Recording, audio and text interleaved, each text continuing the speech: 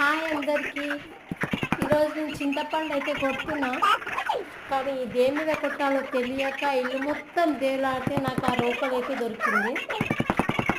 ఆ రోకల మీద అయితే చింతపండు బాగా కొడుతున్నా.